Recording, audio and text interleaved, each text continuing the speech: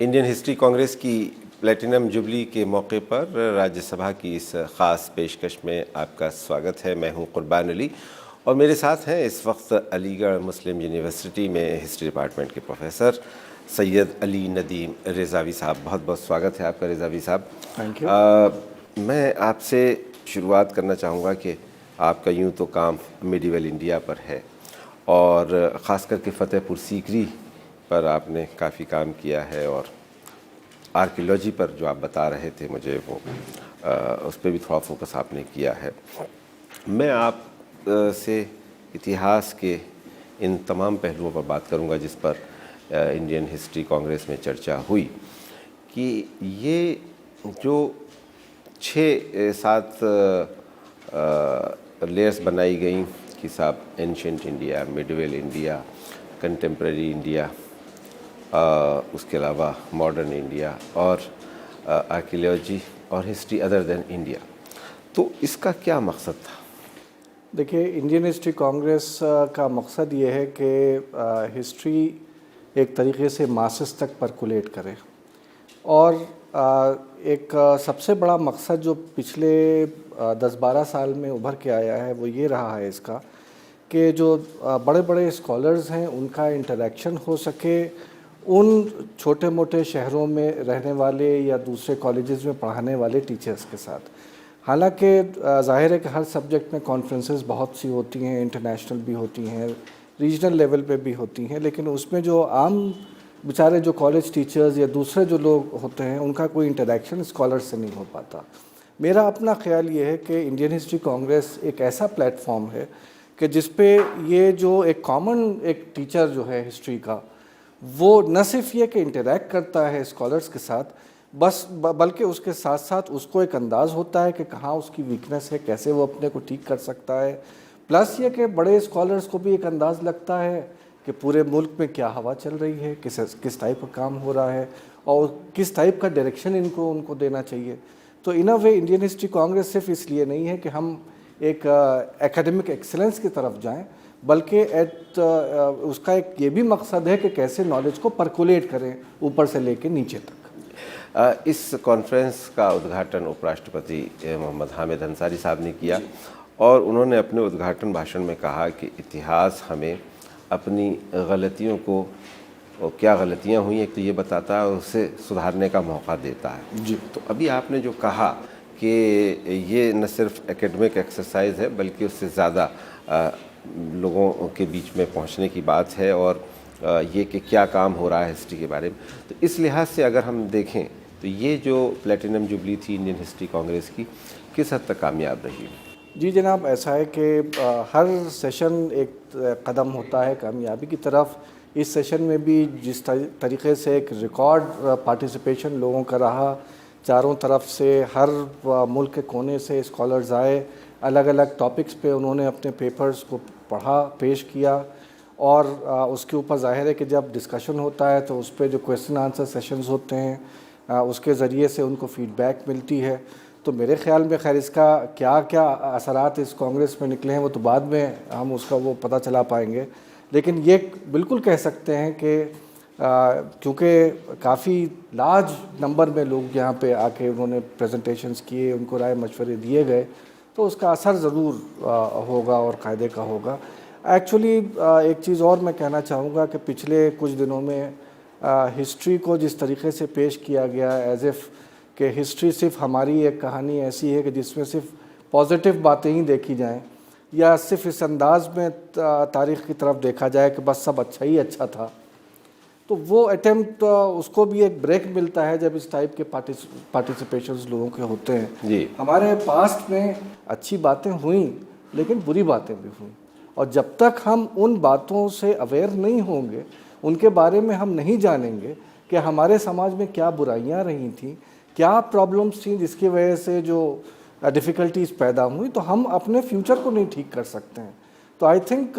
इस टाइप की कॉन्फ्रेंसेस उन गलतफहमियों को दूर करने में एक बहुत बड़ा सहारा बनती है जी। जैसा आपने फरमाया नदीम साहब, कुछ हिस्टोरियंस का ये भी मानना है, मेरी कई लोगों से बात भी हुई, जिन प्रोफेसर इरफान हबीब, DN जहाँ साहब हैं, कि साहब जो मार्जिन पे, हाशिए पे रहने वाले लोग हैं, हाँ, उनके बारे में बहुत ज़्यादा नहीं काम हो पाया है। ख़ास करके जो दलित जातियां हैं और एंशिएंट इंडिया से लेकर के मॉडर्न इंडिया तक, उनके बारे में बहुत बिल्कुल आपका सही एक तरीके से कहना है कि अब तक जिस टाइप से हिस्ट्री चाहे कॉलोनियल पीरियड में रही हो या उसके बाद जो काम हो रहा है उसको अगर देखें आप, तो आमतौर से पूरा स्ट्रेस इंपीरियल हिस्ट्री की तरफ रहा है या उन लोगों की तरफ रहा है जो मेन इन पावर रहे हैं। और आप जिनको दलित कह रहे हैं, सिर्फ दलित ही नहीं बल्कि जितने भी डाउन ट्रॉडन लोग रहे हैं, किसी नाम से पिछड़े लोग, किसी चाहे वो पॉलिटिकली पिछड़े रहे हों, सोशल अंदाज में पिछड़े रहे हों, पॉलिटिकल अंदाज में पिछड़े रहे हों, जो हार गए हों, उनका कोई नाम लेवा तो होता नहीं है। और जो हमेशा काम किया जाता है, मसलन अकबर ने ये करवाया, शाहजहां ने ताज बनवाया, हम ये भूल जाते हैं कि न अकबर ने अपने फतेहपुर सीकरी बनाई, न शाहजहां ने ताजमहल बनाया। बनाने वाले तो हम आप जैसे लोग थे। वो कौन आर्किटेक्ट्स थे, वो कौन मेसन्स थे। तो इनफैक्ट हिस्ट्री अब तक बहुत एक लोप साइडेड रही है। रीसेंट पास्ट में कुछ दिनों से एक तरीके से एक शिफ्ट शुरू हुआ है। अब कुछ इस टाइप के वर्क्स और रिसर्चेस हो रही हैं जो इंपीरियल अथॉरिटीज़ और इन लोगों को छोड़ के जो मार्जिनलाइज्ड सेक्शंस रहे हैं या कॉमन लोग रहे हैं, उनके ऊपर भी अब रिसर्चेस हो रही हैं, काम हो रहा है। और मेरे ख्याल में आने वाले 1-2 डिकेड में ये एक ऐसा सब्जेक्ट है जो काफ़ी डेवलप करेगा। नदीम साहब, जो मिडिवल पीरियड की अगर हम बात करें, जो दस्तावेज़ात हैं या जो तारीख़ उस वक्त में लिखी गई, जिनमें ज़ियाउद्दीन बरनी, इब्न बतूता, तारीख़ फ़िरोज़ शाही, मुबारक शाही, तबक़ात नासरी, इन सब के पीछे अभी जैसा आप फरमा रहे थे कि एक दरबार का रोल रहता था और ज़्यादातर लोग जो इनमें रहे हैं वो हिस्टोरियंस दरबार के लोग थे जी। और उन्हीं के बेसिस पर हिस्ट्री लिखी गई और आज भी जो हम पढ़ते हैं तो वो प्राइमरी सोर्सेज वही हैं। तो फिर हम उससे ये कैसे तय कर सकते हैं कि ये ही सही मायने में इतिहास है? जैसे आपने जब अपने क्वेश्चन को फॉर्मुलेट किया तो एक लफ्ज़ का इस्तेमाल किया, दस्तावेज़, और उसके बाद आपने जो सोर्सेज गिनाए वो सब वो थे कि जो कोर्ट में लिखे गए हिस्ट्रीज़ थी जी। एक्चुअली हमारे हिस्ट्री में 2 टाइप के ये डॉक्यूमेंट्री एविडेंसेस होते हैं। एक वो मेमोइर्स या सोर्सेज जो कोर्ट पे लिखे गए, जो एक पर्पस के लिए लिखे गए, एक अथॉरिटी को प्रेस करने के लिए लिखे गए, और एक होते हैं वो डॉक्यूमेंट्स जो रोज़मर्रा के एडमिनिस्ट्रेशन की चीज़ होती है, जो कॉन्शियस एफर्ट टुवर्ड्स हिस्ट्री नहीं होती है। तारीख़ फ़िरोज़ शाही में अगर ज़िया बरनी कुछ लिखेंगे तो वो इसलिए लिखेंगे कि वो अपने बादशाह की या तो तारीफ़ हो या कुछ ऐसा हो कि जिस पे उनको इनाम मिले जी। लेकिन जब एक विलेज में बैठा हुआ खूत या मुकद्दम या चौधरी कोई एक ज़मीन के कागज़ तैयार करेगा या कोई एक लीगल डॉक्यूमेंट तैयार होगा, तो वो एक ऐसा कॉन्शियस एफर्ट नहीं होगा कि जिसपे वो ये समझ रहा होगा कि आने वाले दौर में उसको समझा जाएगा या परखा जाएगा। तो जब हम लोग अगर एक कॉमन मैन हिस्ट्री बात करते हैं तो उसमें हमको, अगर हम अपने डॉक्यूमेंट्री एविडेंस, इस टाइप के एविडेंस जो अनकॉन्शियस एफर्ट्स थे to record what was happening in the society, उसको अगर साथ लेके चलें, तब हमें जो नॉन इम्पीरियल अथॉरिटी है उसके बारे में इंफॉर्मेशन मिलती है। अब जैसे कि सवाल है कि हिस्ट्री किसके लिए है, तो इस पर काफ़ी डिबेट्स रही हैं, यहाँ तक कि ज़िया बरनी, तारीख़ फ़िरोज़ शाही जिसका आपने नाम लिया, अब ज़िया बरनी का कहना ये था कि हिस्ट्री लिखी जाती है और पढ़ी जाती है only by those who are in authority, common man तो होते नहीं हैं। यानी जिस ज़माने में मोहम्मद बिन तुगलक ने दिल्ली को छोड़ के एक नया कैपिटल बनाने की बात की, जो वो गया देवगिर की तरफ, तो उस वक्त ज़िया बरनी ये लिखते हैं कि दिल्ली ऐसा वीरान हो गया कि जिसमें कोई आदम ना आदमजाद, उसमें सिर्फ चील कौवे उड़ते नज़र आते थे। लेकिन हमें मालूम है सोर्सेस के ज़रिए से कि वही वो पीरियड था जब मोहम्मद बिन तुगलक ने एक नई दिल्ली भी बसाई थी। अगर यहाँ चील कौवे उड़ रहे थे तो नया शहर कैसे आबाद हो रहा था? वो क्योंकि ये समझता था ज़िया बरनी कि तारीख़ सिर्फ एक ख़ास तबके के लिए है, नोबल्स के लिए है, स्कॉलर्स के लिए है, उलमा के लिए है, सूफियों के लिए है, और वही वो तबके थे तो जो दौलताबाद या दौगीर भेजे गए थे। तो उसने कहा कि ये सब तो छोटे मोटे लोग हैं, ये तो चील कौवों से बदतर हैं, इनके बारे में तो कुछ होता नहीं है। तो ये एक अप्रोच, आपका कहना सही है कि ये एक अप्रोच रही है, लेकिन अगर हम ज़रा सा अपना जैसे इरफान हबीब की एग्रेरियन सिस्टम ले लीजिए, उसमें भी जो ज़्यादातर जो इन्फॉर्मेशन उनकी निकली है वो उन डॉक्यूमेंट्स के बेसिस पे निकली है जो कोर्टली डॉक्यूमेंट्स नहीं, उस पर भी अबुल फजल पे भी बेस किया उन्होंने, उस टाइप के और जो इम्पीरियल सोर्सेज उन पर भी बेस किया। लेकिन असल तारीख जब निकल के आती है कि जब जो अनकॉन्शियस एविडेंसेस ऑफ हिस्ट्री हैं जो प्राइमरी डॉक्यूमेंट से मिलते हैं, जब उनको भी हम अगर देखेंगे, उसको कंसल्ट करेंगे, तो मेरा कहना यह है कि फ़िलहाल पिछले कुछ डिकेड्स में इन डॉक्यूमेंट्स के ऊपर काफ़ी काम शुरू हुआ है और इनके ज़रिए से जो एक आम ज़िंदगी थी, नॉन इम्पीरियल ज़िंदगी थी, उसको भी समझने में बड़ी आसानी हुई है। उसके अलावा मसलन जैसे हमारे यहाँ जो एक कल्चरल जो एक तरीके से धरोहर जिसे कहा जा सकता है, जो मॉन्यूमेंट्स हैं, बिल्डिंग्स हैं, उसमें भी यही हमने देखा कि आम तौर से जो स्ट्रेस दिया गया वो सिर्फ दिया गया कि आगरा फोर्ट के दीवाने आम दीवाने ख़ास क्या है, हम आप जैसे लोग कैसे घरों में रहते थे, मज़दूर तबका कहाँ रहता था, जो अहमदाबाद और गुजरात के जो इतने अहम ताजिर थे, जो एक तरीके से मुग़ल इकनॉमी को भी संभाले हुए थे, उनकी रिहायशी या उनके कौन से तरीक़े थे रहने के, उस पर बड़ा कम स्ट्रेस दिया गया। लेकिन अब जैसे मैंने आपसे कहा कि हम इन चीज़ों के ऊपर थोड़ा सा स्ट्रेस शुरू हुआ है। नदीम साहब, एक और सवाल कि हमने मिडिवल पीरियड की ओरिजिनल सोर्सेज की बात की जी, और जो कि सब ज़्यादातर फ़ारसी में, तुर्की में लिखी गई, और उसके बाद जो जिन लोगों ने उसको अंग्रेज़ी में ट्रांसलेट किया वो उसमें इलियट एंड डाउसन का नाम आता है जी, India's history as told by its own historian.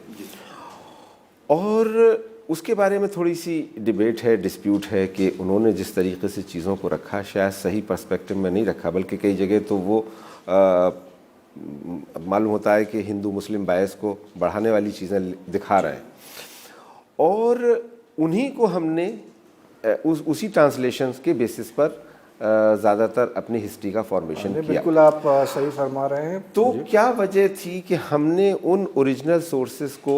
अपने आप, यानी हम हिंदुस्तानियों ने क्यों ट्रांसलेट नहीं किया? जी, नहीं, ऐसा नहीं है कि नहीं ट्रांसलेट किया, एक दौर में किया गया। अगर अंग्रेज़ इलियट एंड डाउसन थे और उन्होंने कुछ ट्रांसलेशंस किए जो एक कॉलोनियल अप्रोच रखते हैं कि जिसमें डिवाइड एंड रूल की पॉलिसी झलकती है, लेकिन उसी पीरियड में मिसेस बेवरिज जैसे लोग भी थे जिन्होंने इन पर्शियन सोर्सेज को इंग्लिश में ट्रांसलेट किया और उन ट्रांसलेशंस का जवाब नहीं है जी। तो दोनों काम हुए, ऐसा नहीं है। कुछ ऐसे भी थे इलियट एंड डाउसन जैसे कि जिनका एक पूरी कॉलोनियल मेंटालिटी थी, उन्होंने सोर्सेज को ट्रांसलेट किया, जो हम शुक्रगुजार हैं उनके कि उन्होंने किया, लेकिन सिर्फ उन पैसेजेस को किया जहाँ पे स्ट्राइफ नज़र आ रही थी। अब जब उन्हीं सोर्सेज को मसलन अथर अब्बास रिजवी एक स्कॉलर गुजरे हैं जो शुरू में अलीगढ़ में थे और बाद में फिर ऑस्ट्रेलिया में जाके सेटल हो गए और फिर उनकी डेथ हो गई, उन्होंने भी इलियट एंड डाउसन के अंदाज में उन सोर्सेज को ट्रांसलेट किया। सिर्फ फ़र्क इतना था कि इलियट एंड डाउसन ने अगर अंग्रेज़ी में किया तो इन्होंने हिंदी में किया, और इन दोनों अगर ट्रांसलेशंस को आप कंपेयर करें तो आपको ये नज़र आएगा साफ कि अथर अब्बास साहब वो वाले पैसेजेस को ट्रांसलेट करते हुए नज़र आ रहे हैं जहाँ हमें आपसी भाईचारा, हम आहंगी, एक कल्चर जहाँ के ऊपर सारे हिंदुस्तानी एक जैसे नज़र आ रहे हैं। इलियट एंड डाउसन ने उन्हीं सोर्सेज को किया और सिर्फ उन पैसेजेस को निकाला। या मसलन फॉर एग्जांपल आपको एक मिसाल देता हूँ। नदीम साहब, मुझे यहाँ एक ब्रेक के लिए रुकना पड़ेगा, ब्रेक के बाद भी आपसे इसी मौजू पे गुफ्तगू जारी रहेगी, लेकिन अभी रुकेंगे एक छोटे से ब्रेक के लिए, जल्द हाजिर होते हैं। ब्रेक के बाद एक बार फिर आपका स्वागत है। हम इंडियन हिस्ट्री कांग्रेस के मौके पर बात कर रहे हैं इतिहासकार प्रोफेसर नदीम रेज़ावी साहब से। नदीम रेज़ावी साहब, अभी आपसे बात हो रही थी इलियट एंड डाउसन के ट्रांसलेशन के बारे में जी, और आप जिक्र कर रहे थे सैयद अथर अब्बास रिजवी साहब, जिन्होंने कि प्रोफेसर जाकिर हुसैन साहब के कहने पर काफ़ी सोर्सेस का हिंदी में तर्जमा किया। वो मैंने 10-12 वॉल्यूम्स उनके पढ़े हैं, जो अलीगढ़ मुस्लिम यूनिवर्सिटी ने, आप ही के डिपार्टमेंट ने पब्लिश किए थे अर्ली 50s में जी। लेकिन उस बेसिस पे जो अतहर अब्बास रिजवी साहब ने ट्रांसलेशन किया है, उस पे किताबें लिखी गई हों उसको बेसिस करते हुए, ऐसा मुझे नहीं लगा। जबकि इलियट एंड डाउसन के बेसिस पर तो सारी हम देख रहे हैं कि आज जो हम हिस्ट्री पढ़ रहे हैं बेसिकली वो उसी रास्ते से आती है। आपका क्रिटिसिज्म बिल्कुल राइट डायरेक्शन में है। इनफैक्ट हम लोगों का अलीगढ़ में जो कुछ हिस्टोरियंस हम लोग हैं जो मिडिवल इंडिया पढ़ाते हैं, हमारा कहना ये है कि जो मिडिवल इंडिया सफ़र कर रहा है एक तरीके से, उसकी बेसिक वजह यह है कि हमारे जो नए रिसर्च स्कॉलर्स आ रहे हैं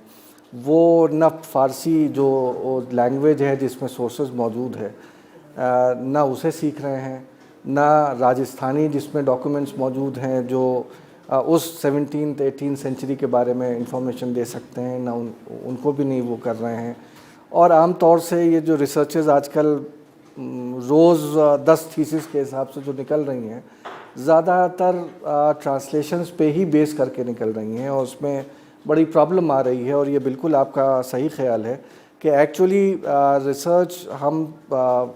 कायदे की तभी कर पाएंगे जब हम ओरिजिनल सोर्सेज अपने लैंग्वेज ऑफ ओरिजिनल सोर्सेज को हम जान लें और समझ लें। मसलन मैंने जब जिस आने में मैं यूनिवर्सिटी ऑफ लंदन में गया हुआ था, मैं स्वास में, तो मैंने ये देखा वहाँ के ऊपर कि जो भी रिसर्च टॉपिक अगर किसी एक नए स्टूडेंट को दिया जा रहा है तो पहले कुछ दिन तक उसको सिर्फ लैंग्वेज जो उसके सोर्सेज की है उसकी तालीम दी जाती है, उसको सिखाया जाता है। और अक्सर मैं ऐसे स्कॉलर्स से मिला कि जिन्होंने मुझसे ये क्लेम किया कि नहीं मैं फ़ारसी ठीक से नहीं जानता, और जब उन्होंने फ़ारसी के सोर्सेज को पढ़ना शुरू किया और बोलना शुरू किया तो मुझे लगा कि मैं किसी ईरानी से बात कर रहा हूँ। तो यानी ये अंदाज़ जो बाहर अभी बाकी है, लेकिन अनफॉर्चुनेटली हमारी एकेडमिक इंस्टीट्यूशंस में वो चीज़ मिसिंग है। ख़ास तौर से देखिए संस्कृत वगैरह में या एंशिएंट इंडिया के जो सोर्सेज हैं उसमें तो लैंग्वेज को, उस लैंग्वेज को जिसमें सोर्सेज हैं उसके जानने वाले मिल रहे हैं। लेकिन अनफॉर्चुनेट सिचुएशन ये पैदा हो गई है कि जो मिडिवल इंडिया का जहाँ तक ताल्लुक़ है, बहुत कम ऐसे लोग बचे हैं। जहाँ तक अतहर अब्बास रिजवी साहब के ट्रांसलेशंस का सवाल है, अनफॉर्चुनेटली जो हिंदी में थीसिस लिखी जा रही हैं, जिनको हम बड़ा बाज़ दफ़ा लुक डाउन अपॉन करते हैं, लेकिन हिंदी में क्योंकि अतहर अब्बास साहब का काम अवेलेबल है तो वो लोग कुछ हद तक उसका इस्तेमाल ज़रूर कर रहे हैं। लेकिन जिस अंदाज में ओरिजिनल सोर्सेज का इस्तेमाल होना चाहिए वो अनफॉर्चुनेटली नहीं हो पा रहा है। और जो इंडियन एकेडमिक्स हैं या ख़ास तौर से जो मिडिवल इंडिया के हिस्टोरियंस हैं उनको इस तरफ तवज्जो देनी चाहिए। हमने अलीगढ़ में ये कोशिश की कि एक कोर्स पर्शियन का एक अपने रिसर्च स्कॉलर्स में इंट्रोड्यूस करें रिसर्च लेवल पे, कि जो रिसर्च स्कॉलर मिडिवल इंडिया का टॉपिक लेके आ रहा है वो कम से कम उस लैंग्वेज के बेसिक्स तो जान ले ताकि उसको डेवलप करें। अब देखिए, लेकिन हम डिपार्टमेंट्स कोशिश कर रहे हैं, लेकिन ज़्यादातर तो डिपेंड करता है उन स्कॉलर्स के ऊपर जो अनफॉर्चुनेटली वो पढ़ के तो चले जाते हैं लेकिन मेरा ख्याल है कि सीख नहीं पा रहे हैं। नदीम रज़ावी साहब, आपने फ़तेहपुर सीकरी पे काफ़ी काम किया है और आर्कियोलॉजी भी आपका एक तरह से सब्जेक्ट रहा है। एक चीज़ अभी दिल्ली को लेकर के बहस हो रही है कि इस पूरे शहर को वर्ल्ड हेरिटेज का दर्जा दिया जाए जी, और इसके लिए काफ़ी एक लॉबिंग भी हो रही है और मैं समझता हूँ कि होनी भी चाहिए। आपकी क्या राय है कि दिल्ली में जितने मॉन्यूमेंट्स हैं उस हिसाब से इसको, भाई जिस तरीके से दिल्ली, अगर आप आसार सनादीद जो सर सैयद अहमद ख़ान ने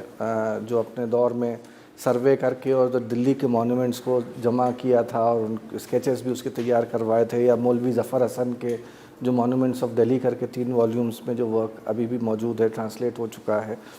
अगर इन सब को देखें तो अंदाज़ ये लगता है कि मेजॉरिटी मॉन्यूमेंट्स जो सर सैयद या मौलवी ज़फ़र हसन के पीरियड तक मौजूद थे वो आहिस्ता आहिस्ता सब डिस्ट्रॉय होते चले जा रहे हैं और बिल्कुल सीन से गायब होते चले जा रहे हैं। अर्बनाइजेशन का प्रोसेस ऐसा है कि जिसको कोई रोक तो नहीं सकता, लेकिन हाँ, अगर हम थोड़ा सा अवेयर हो जाएं अपने हेरिटेज के बारे में तो उन चीज़ों को हम लोग कंजर्व ज़रूर कर सकते हैं। लेकिन अनफॉर्चुनेट सिचुएशन ये है कि दिल्ली में जिस अंदाज में यानी दिल्ली तो वो शहर है जो कहलाता है कि जो 7 कैपिटल्स थे, आलम में इंतखाब, आलम में इंतखाब था, लेकिन एंशियंट पीरियड से लेके यानी इंद्रप्रस्थ से लेके और ब्रिटिश कॉलोनियल पीरियड तक के एविडेंसेस उसमें और मॉन्यूमेंट्स उसमें बिखरे पड़े हुए हैं। लेकिन अनफॉर्चुनेटली कोई हम लोगों का, देखिए एक चीज़ ये होती है कि गवर्नमेंट से हम तवक्को रखें, लेकिन जब तक हम सिर्फ गवर्नमेंट को ब्लेम करते रहेंगे काम नहीं चलेगा।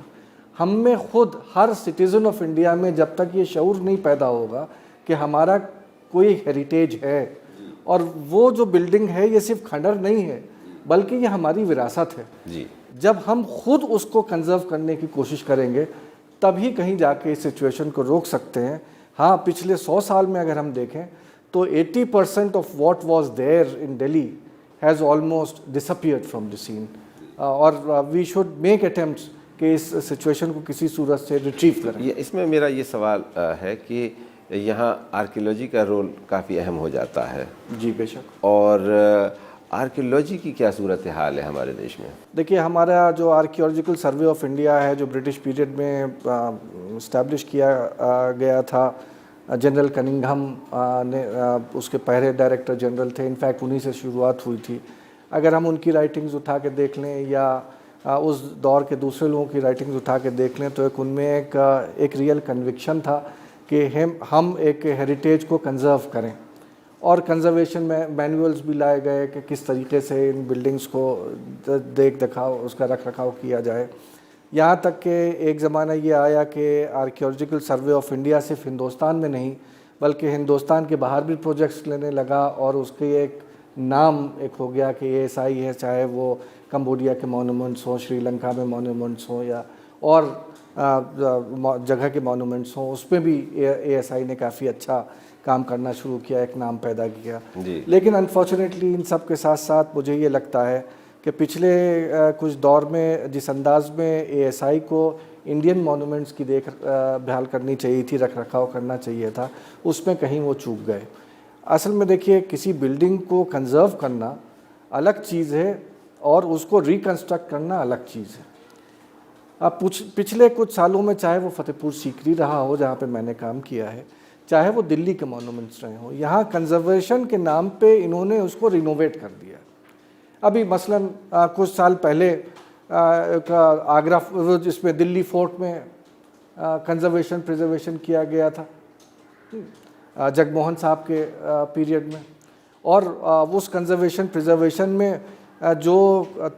इसकी शाहजहानाबाद फोर्ट की, जो दिल्ली फोर्ट की जो ओरिजिनल स्क्रीन्स थी या सरफेस डेकोरेशंस थे, उनके साथ खिलवाड़ किया गया, उनको बिल्कुल रिन्यू कर दिया गया था। वाटर चैनल्स और उसमें जो आबशार वगैरह हैं उनको बिल्कुल नया बना दिया गया था और ओरिजिनल बिल्कुल तबाह हो गए थे। हमारे पड़ोस में वही चीज़, नहीं एक मिनट आप रुकें, यही चीज़ जो अभी कराई गई है हुमायूंस मकबरा, मैं वही कह रहा था कि हमारे पड़ोस में हुमायूं टॉम में वाटर चैनल को रिवाइव किया है और उसमें बड़ा फखरिया अंदाज में कहा गया है कि ये 500 साल पुराना सिस्टम है। यानी ओरिजिनल जहां वो ठीक ठाक था, जो उसके ऊपर डेकोरेशंस वगैरह जो उस पीरियड के हो रहे हैं, उन डेकोरेशन के पैटर्न्स तक को चेंज कर दिया गया है। तो ये तो आप मॉन्यूमेंट्स और हिस्ट्री के साथ खिलवाड़ कर रहे हैं। तो मेरे ख्याल में ASI समहाउ अपने 100 साल की हिस्ट्री में क्या उसका पर्पस था, उसे शायद वो कुछ भूल सा गया है। तो ये तो नदीम साहब आपने आर्कियोलॉजी का सर्वे ऑफ इंडिया की बात कही, ASI की, लेकिन जो हिस्टोरियन हैं वो आर्कियोलॉजी के साथ कुछ जस्टिस कर पा रहे हैं? देखिए, हिस्टोरियन 2 टाइप के होते हैं। एक वो हिस्टोरियन होता है जो सिर्फ लाइब्रेरी में बैठता है और क्लासरूम जाता है, वो सिर्फ पढ़ाता है और अगर कोई चीज़ बुरी हो रही होती है तो उसका क्रिटिक देता है। लेकिन दूसरे कुछ हिस्टोरियंस होते हैं कि जो उनका काम फील्ड सर्वेज होता है, वो बाहर निकलते हैं, उन मॉन्यूमेंट्स को देखते हैं, उसको समझते हैं। मेरे ख्याल में इन जो सेकंड कैटेगरी ऑफ हिस्टोरियंस हैं जो अपना काम फील्ड सर्वेस पे करते हैं, जो I think they should be aware कि क्या ASI कर रहा है, मेरा अपना ख्याल ये है कि अगर वो एक्टिव हो जाए तो शायद वो जो इतनी बुरी कंडीशन हमारे मुल्क के मॉन्यूमेंट्स की हो रही है वो नहीं हो। मसलन जब मैं एज अ रिसर्च स्कॉलर एक ज़माने में मेसन्स मार्क के ऊपर काम कर रहा था और मैं जो मुग़ल मॉन्यूमेंट्स हैं हर एक के ऊपर स्टोन्स के ऊपर उन मेसन्स के अपने मार्क्स और सिग्नेचर्स दिए हुए हैं। तो वो उसका सर्वे करने के लिए मैं रामबाग एरिया गया हुआ था जो आगरे में जो जहाँ पे आराम बाग हुआ करता था, बाबर का गार्डन, जो बाद में जहांगीर के पीरियड में रिनोवेट करके जहानारा और जो वो बाग नूर अफशां के नाम से मशहूर हुआ और आज वो आराम बाग से टर्न होके वो राम बाग कहलाता है। जब मैं वहाँ सर्वे करने गया तो मैंने ये देखा कि जहांगीर के पीरियड के जो ओरिजिनल पीसेस ऑफ स्टोन्स हैं उनको ASI वाले उखाड़ के फेंक रहे हैं। यही काम ताजमहल में भी हो रहा था। मैंने, जाहिर है कि मैं रिसर्च स्कॉलर था, मैं उनसे बहस तो नहीं कर सकता था, कुछ नहीं कह सकता था। मैंने सिर्फ ये किया कि मैंने उसकी फ़ोटोग्राफ कर ली और दूसरे दिन वो पेपर्स में दे दिया। असर ये पड़ा कि जितने चेंज हो गए थे वो तो खैर नहीं रोके जा सकते थे, लेकिन आगे उस टाइप का काम होना बंद हो गया। तो शायद अगर हम लोग थोड़ा सा हिस्टोरियंस प्रोएक्टिव हो जाएं, सिर्फ इंटरव्यूज़ न दें, सिर्फ ब्लेम न करें, बल्कि अपनी ड्यूटी और अपने उसको समझते हुए ज़रा सा एक्टिव रोल प्ले करें तो शायद जो बुरे हालात डेवलप कर रहे हैं उससे बचा जा सकता है। जी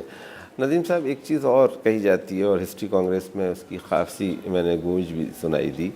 कि साहब हिस्ट्री जो है वो साइंटिफिक तरीक़े से लिखी जानी चाहिए। तो ये साइंटिफिक तरीक़े की क्या डेफिनेशन है? देखिए, हिस्ट्री तो वैसे जाहिर है कि साइंस नहीं हो सकती, क्योंकि साइंस तो वो चीज़ है कि जहाँ पे कोई अगर आप एक्सपेरिमेंट करें, हाइड्रोजन और ऑक्सीजन को मिलाएं तो वो पानी ही बनेगा, चाहे आप यहाँ करें, चाहे अमेरिका में करें, चाहे कुएं के अंदर घुस के करें या हवाई जहाज़ में बैठ के करें। ये काम तो हिस्ट्री में नहीं होता। जाहिर है कि यहाँ सिचुएशंस बदलती रहती हैं और चीज़ें बदलती रहती हैं, इतने फैक्टर्स होते हैं हिस्ट्री में। और ये भी कहा जाता है कि हिस्ट्री नेवर रिपीट्स इटसेल्फ, तो it can never be science in that sort of a way. Scientific history उसे कहते हैं कि जहाँ हम हिस्ट्री के साथ खिलवाड़ ना कर रहे हैं। देखिए, एक तरीका ये होता है कि हम कोई चीज़ सोच के बैठें कि हमें ये लिखना है, हमें तो ये प्रूफ करना है कि मुग़ल बड़े अच्छे थे। हमने पहले अपने जहन में बना लिया कि हम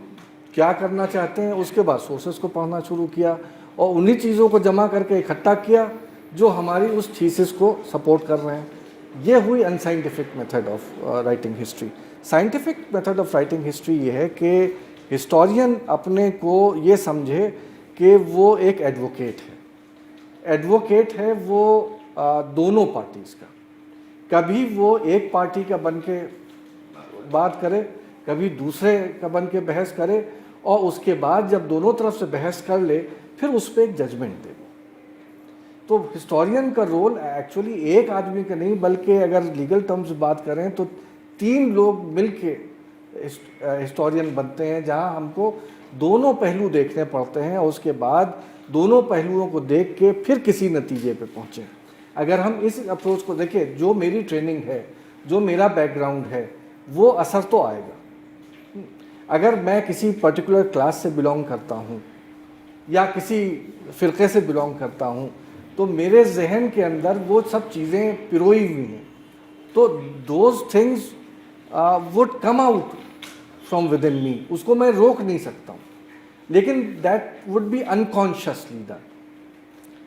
साइंटिफिक हिस्टोरियोग्राफी में या साइंटिफिक राइटिंग ऑफ हिस्ट्री में इसको तो हम नहीं रोक सकते, लेकिन जो कॉन्शियस डिस्टॉर्शंस होते हैं उसको हम ज़रूर रोक सकते हैं। और अगर हम वो अटेम्प्ट करके हिस्ट्री लिख रहे हैं तो हम एक साइंटिफिक सेकुलर अप्रोच रख रहे हैं। बहुत बहुत शुक्रिया नदीम रिज़ावी साहब, हमसे बात शुक्रिया जनाब, बहुत बहुत शुक्रिया। आप थे नदीम रिज़ावी, अलीगढ़ मुस्लिम यूनिवर्सिटी में हिस्ट्री डिपार्टमेंट के प्रोफेसर। राज्यसभा की इस ख़ास पेशकश में मेरे साथ इतना ही। नमस्कार।